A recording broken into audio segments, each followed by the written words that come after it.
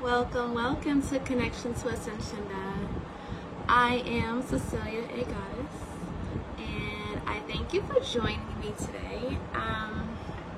I would like to say, if you would like this video, click the share and share it with your friends, your family that may need to learn this information or brush up on, if they already have the knowledge, they can kind of brush up on things. Please comment below what you think and what you feel, what experiences you have with your guides, and etc., etc. So I had wrote down a few notes so I don't get all over the place, because my Gemini moon, I like to get all over the place sometimes. But we have significantly 11, and from my personal experience, I experienced all 11 of different type of spiritual guides. Alright, so the spiritual guides are spent time on earth before, or some only exist in the light planes. Alright, so that can be like in guardian angel, ascended masters, and so forth and so forth. Okay, we all have spiritual guides, each and every one of us. We have a spiritual team that heads up spirit guide to give you different knowledge, protection, etc., etc. This team will stay with you from the time of birth into this realm of reality on earth, into the time of your departure when you ascend out of this body form. All right. The main guide is considered to be your life guide. So the main guide in your life is considered to be your life guide. So kind of like your personal life coach, if you have you. Designed to help you achieve a specific and dedicated purpose in your soul's lifetime. We all come to this earth with a mission, something that we are planning to do. We have a purpose, and our purpose is to complete that mission in this lifetime. And when you're not completing the mission, you will feel it in your soul. You will get all type of blockages in your life path.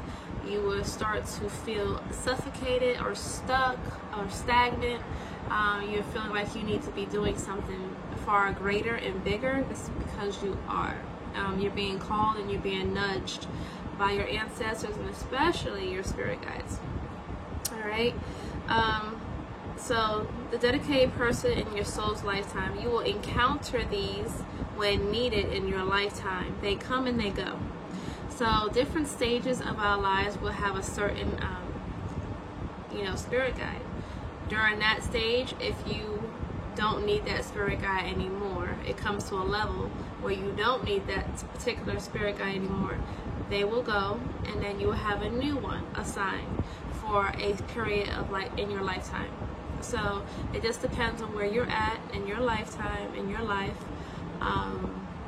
and where you're at on a journey as well. So as you grow, so are your spirit guides. Okay, they're here to help you get to the next levels. It's levels to this ascension. All right. So the number one is your life guide. So we kind of already spoke about that.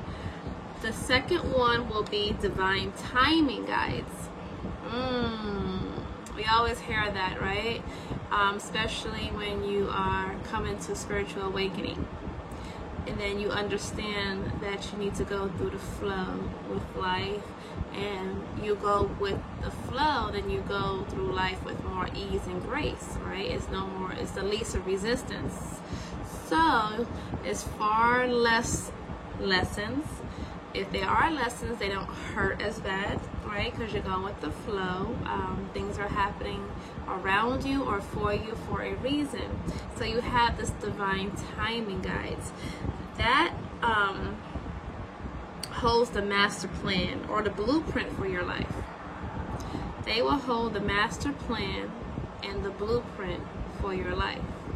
Okay, they allow your wishes, your desires, and plans to unfold at the right time.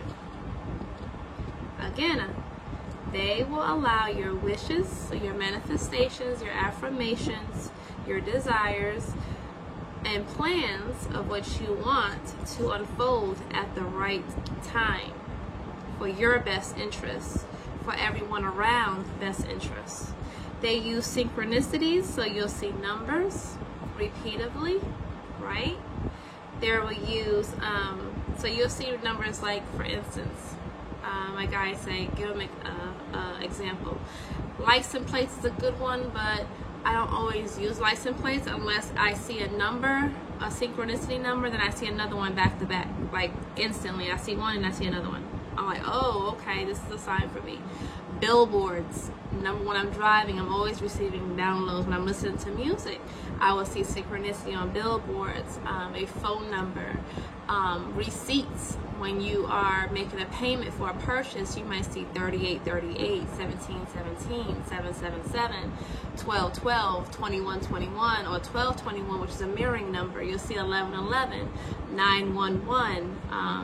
You'll see all different type of synchronicities, and you can just Google is your friend sometimes, and you can just see what that angel number means. You can look up angel numbers, same thing as synchronicity numbers, and you can see what that message is for you.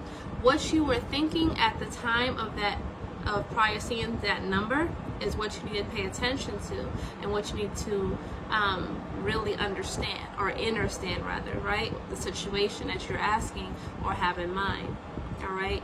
You will also see synchronicities on someone's t-shirt. It could be anywhere. These are things that I see randomly all the time.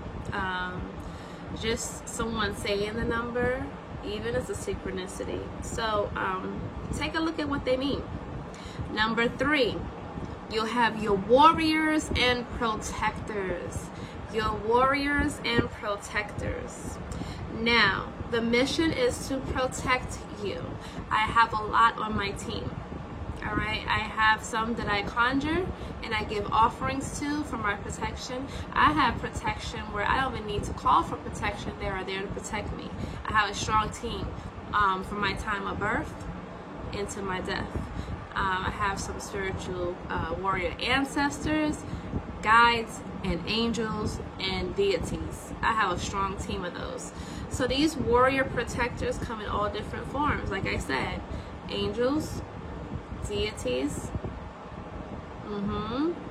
your ancestors, some that you may not even know that were warriors in their lifetime, right? Don't necessarily mean your grandmother, unless your grandma was a fighting spirit and a warrior in this lifetime. We're speaking of people that were warriors, right? That ain't scared to go for battle and go to war, okay? These are people that will come, not people, sorry, spiritual guides. Well, yeah, once they were actual in human form. Some of them. These warrior protectors are your spirit guides, and they will come to the mission to protect you. Protect you from bad intentions, protect you from spells, protect you from harm. If you had an accident, kind of protect you from, dying. This, if it's not your right time yet, okay? Not saying death is, bad, because we never die. All right, we just multiply. But if it's not your time to leave this earth and you still got a mission to plan out, then these guys are going to make sure that you're not going. I know that seems kind of like, woo. Yeah, they're going to make sure that nothing happens to you. This mentally, they can protect you mentally. Sometimes people put out some evil intentions on people with their thoughts to hurt someone else or harm someone else mentally, physically, and spiritually. I have the work that I do as being a healer, being very clairsentient and clairvoyant. I tap into the energies where I'm doing readings for people, not just using cards, but I use my channeling, my capability to be a conduit to spirit and channel messages through me, through my body. So being that said, I have to always have this strong team and my higher self to be on guard, on point, in my protection, going to these spiritual realms and different dimensions, because if I'm not careful, if I don't have that, then I can get caught up and I can get taken over by spirit. So your warrior and protector team will make sure and assist that this doesn't happen, that you're staying protected doing your mission work, right? So someone can send you an awkward, Also, people sending you stuff. You can feel sometimes when someone sends you something, you have this awkward gut feeling that something isn't right, your instinct. That is your warrior protectors. That's your warrior protectives. Yes, that's your intuition as well, along with the warrior protectives, okay? Number 4, we have your creative guides. Your creative guides, this is very interesting. They find creative solutions to make things happen, making a career from a passion of yours, right? So that is 9 times out of 10, when you have a passion about something, you love to do something, that is your purpose in this lifetime to do, to help yourself and to also benefit and help others, giving that gift to the world. Those are your creative guides. They will help you to create. Also create situations to get you out of something. Create a situation to get you what you want. They make up creative ways of doing this. Number 5, you have the gatekeeper guide. Now the gatekeeper guide is very important. They hold your Akashic records, everything to have occurred in the past, present, and potential future. They hold these records, okay? The gatekeeper guides are very important to your Akashic records. Your past life is very important to recognize your current life right now. Your past life also helps you to your future outcome, along with your birth chart. Your birth chart has a lot of these Akashic records and information in them. Your gatekeeper guide will give you that information. If you don't know how to utilize that information, they will help guide you into how you can. Either they will send someone to help you, or they will give you the downloads and insights you need to be able to do it yourself, okay? They're set as a second warrior, pretty much. You're a second warrior. It's kind of like, I wrote this down, it's kind of like the bouncer at the club. I even wrote LOL. It's kind of like the bouncer at the club. You know, once you get in the club, you're protected. Yes, you have the security outside. You have the bouncer to make sure someone comes in. They're not going to stay in for too long. They're going to get bounced the hell up out of your life, right? If they don't need to be. So if they're a karmic, all right, then that is just a lesson that you had to endure. If it was not a lesson that you don't necessarily need, they're going to bounce out really quick. All right, so yeah, you may not listen to yourself, because even as a healer and as a very clairsendent and clairvoyant, I myself get inside of things or get into situations I don't have no business being. And I'm like, I can help everyone else. I can see their whole life when they ask me to, their whole past life, even mine's. But sometimes I get myself caught up in this. Yes, we're not the all-seer. We're not gods. We're gods and goddesses in our birthright, but we cannot see everything, okay? In this human body, we're not meant to see everything. We have to go through certain things. But if it's going to harm us in a way that we cannot move past or follow our mission work, then these bouncers are going to kick that out. And it's okay to make mistakes. They tell you, it's okay, we got your back, you know, we brush that off, and you go on and proceed. We're not perfect. We're very multifaceted spiritual beings living a human experience, and that's why we live in the human experience, to experience it fully, okay? I just thought I had to put that out there. That was just a quick download. Also, we're 13 minutes in. Let's hurry this up. Number 6, we have our teacher guides. Might come in dreams, meditation, and they leave subtle signs around you to pick up on. They will teach lessons. They're very wise and practical people. Afraid of, so don't be afraid of your teacher guides. Not because some people are afraid, not because they're malicious in nature, but because they are the ones who bring what we traditionally think as good or as bad experiences. Bad experiences are to give us either a change in our path, right? I said this earlier, is either to change our path so we're on the right path, right? So what we consider these bad experiences, the ones that make us cry or hurt, or we feel like we got to, so we have to heal from, right? Certain lessons. It's to teach us, though. It's always about taking and extract the lessons and your perception on that, right? So when you learn the lesson, now you have the different outlook on life. You should not ever dwell on it. Your teacher guides are here to teach you these lessons, to make you wiser and stronger, to help someone else, right? And for you not to get in the same cycle or the same bind again, all right? So these experiences are very, could be joyous lessons. Recently, I found myself in a lesson. It wasn't as harsh as my past lessons, but they were definitely a lesson indeed. Not to rush things. Even if you're manifesting something, they're going to give you a taste and a sample of that manifestation. That's not for you to jump on it right away and be like, oh my God, it's mine.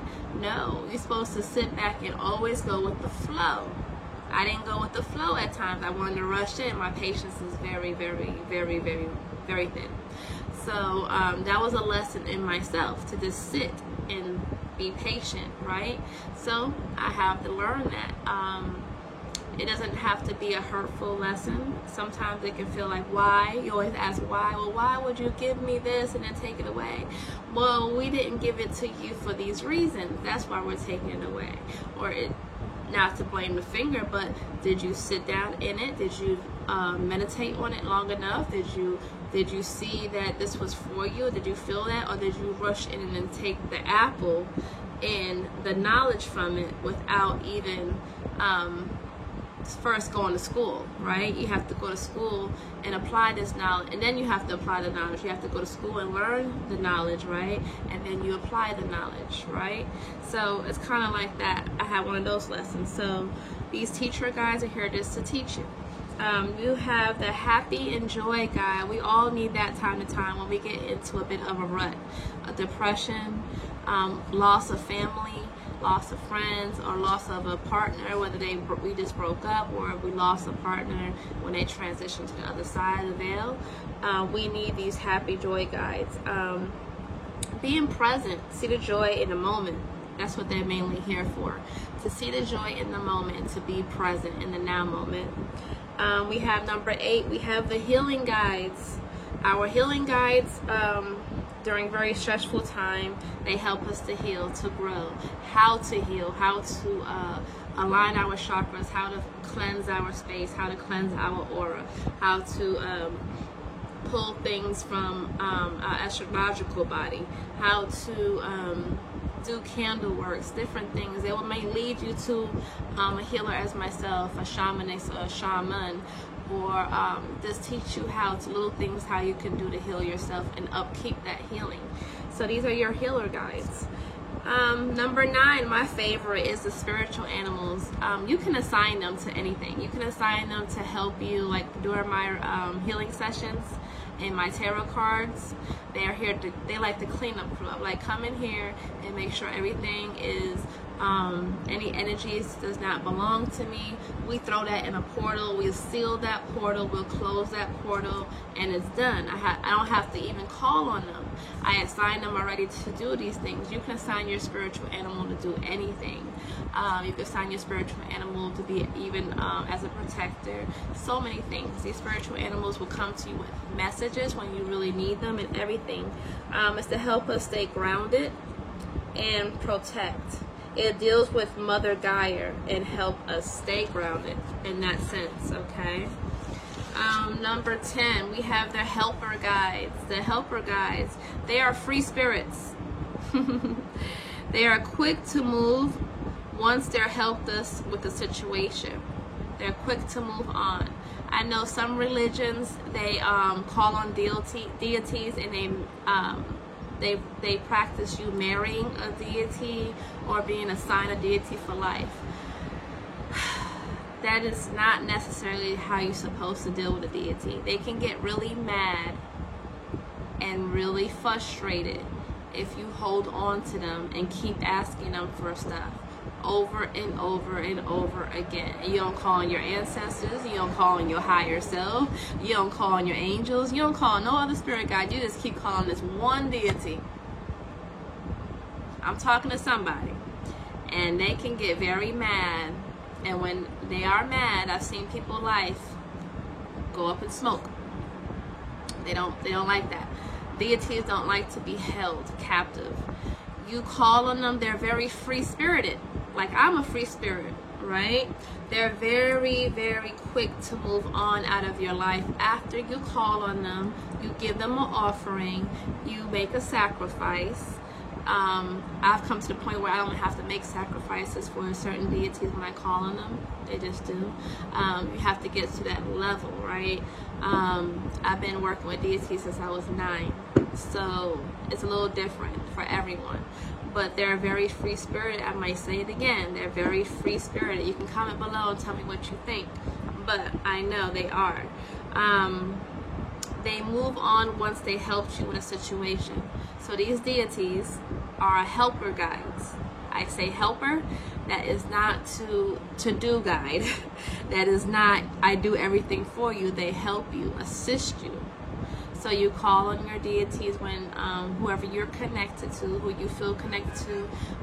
Deities that I work with initiated me. They call to me and they let me know that they work with me. So it's a beautiful, I work with Oshun, I work with Oya, I work with Yamaja, I work with different other deities. I'm not going to name all of them, but yeah, they're helper guides. Even Ganesh,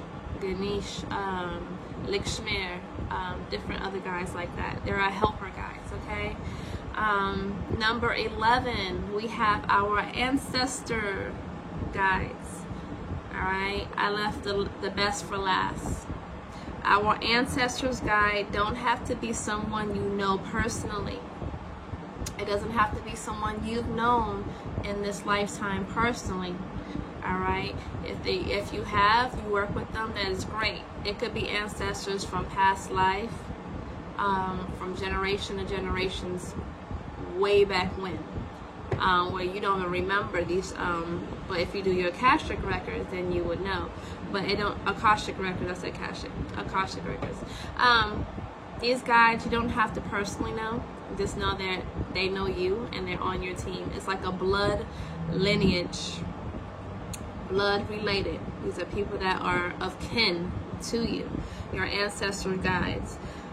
So the question is, how many guides were we assigned? Right? How many guides are we assigned? It's a good question. For one, it depends on your energetic blueprint. I've come to realize it really depends on your energetic blueprint, the element of your chart, what you are drawn to. So you look at your birth chart, what you are drawn to, right? Number 2, I wrote down here your ascension level and your soul age. You don't have as many lessons the older your soul is. If you're going to be reincarnated here, depends if you're not. I'm not coming back another lifetime. This is it for me. So my lessons are not so much, right? Your ascension level depends on your ascension level. I said this in the beginning. You will have certain guides that will come to you at certain levels of your ascension. So if you're not ascending, if you're not elevating, if you're not even raising your vibrations, if you're going against the grain, if you're not listening to what Spirit already has to tell you, depending on what guide you have at that time, then they're not going to send you other guides, because you're resisting change. Either you're resisting change out of fear, or you're staying stuck in a stagnant situation, or you're not just improving your life, you're actually just self-sabotaging yourself. You're not living out your life purpose. So you'll get different guides depending on what ascension level you're on. And your pre-incarnation agreement, it depends. When you're in the stars and when you're in the element of choosing who's going to be your guide, your team to support you during whatever mission that you have to come into this earthly plane, then that's the guy that you're going to be dealing with. So I hope this video helps you. Again, thank you for joining me, Connection to Ascension. I'm Cecilia, a Goddess. Please like, share, and subscribe, and let me know in the comments what you think about this video. All right, love you. Peace. Namaste.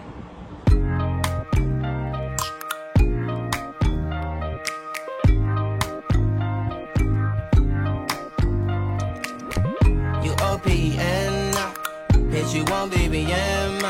We should be closer than friends. If you OPN, engaging you's on my agenda. Request my chariot to get ya. The door's OPN. Take the high road and hop in. Open up, open up. Shut it down like a Macintosh. Open up, open up, open, open. Cold as ice and Coca-Cola. Open up.